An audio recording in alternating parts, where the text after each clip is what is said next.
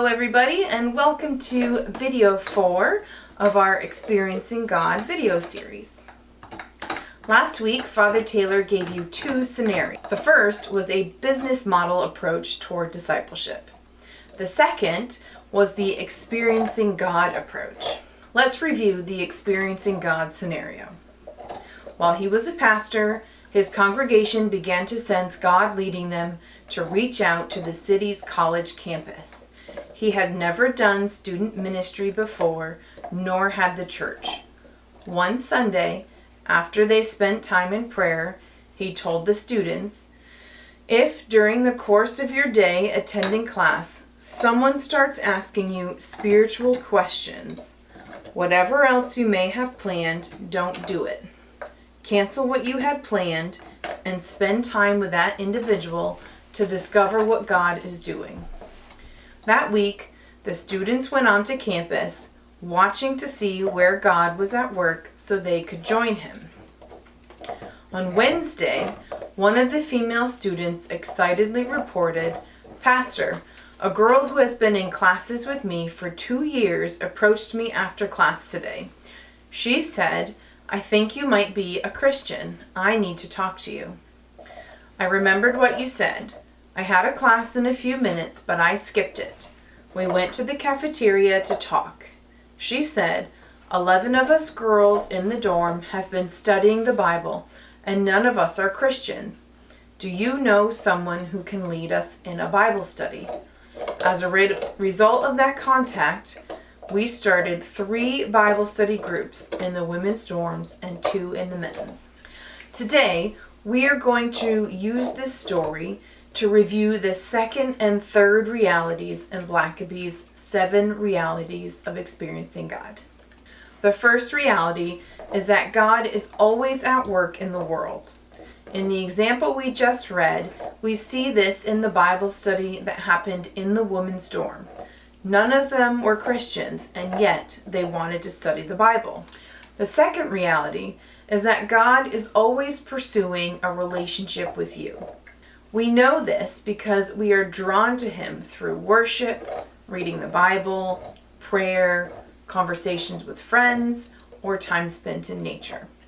We know that God pursues us because we have experienced it, some more than others, but we have all felt that pull.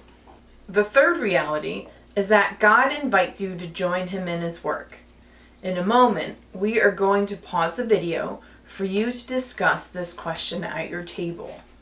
How did Blackaby's church know where God was at work? What steps did they take to find him?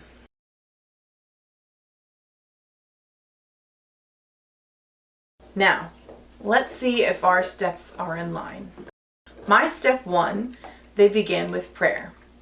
They sensed that God was leading them to college ministry, and before he gave the students their new directive, they prayed. So for me, prayer is step 1. Good news, everybody. We are great at praying. Someone is sick, call the healing team. Someone down on their luck, we will pray for you. Is someone hurt? Put them on the prayer chain. Is someone going in for surgery? Get Father Taylor on the phone. He'll come and pray with you before you go in.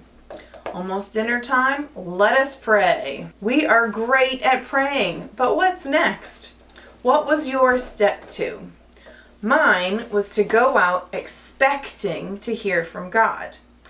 Blackaby told his students to go out about their day.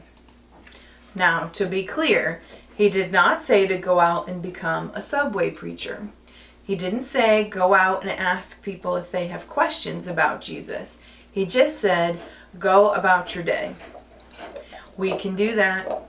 We all have plans and we all have things to do. What he does not make clear in this story, but he has brought up elsewhere in the book, is that when you are going about your day, you should be expecting to hear from God. In chapter 10, he says, you need to be ready for him to reveal what he is doing where you are. In other words, when you ask God to show you where he's working, expect him to respond. Finally, the third step, stop and listen. Blackaby tells his students that if anyone asks them a spiritual question, they are to stop and listen. How often do we do that? How often do we go out about our days expecting someone to ask us a spiritual question? Me? Never. But I can think of times when someone did ask me a spiritual question and I did not stop and listen. Maybe I brushed them off, or maybe I only gave them half of my attention. I can tell you that those times still weigh on me. God was speaking to me and I missed my chance to help someone. On the other hand, I can also think of times when I did stop and listen. I know that those conversations were fruitful. Maybe those people are not going to church, and maybe it hasn't meant hundreds of people are coming to our church, but I know a door was opened for God to do his work. And I'm glad he chose me to be the person in that moment.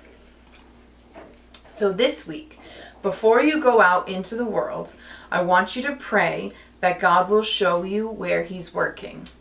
Then I want you to expect to hear from him. And when you do, stop and listen.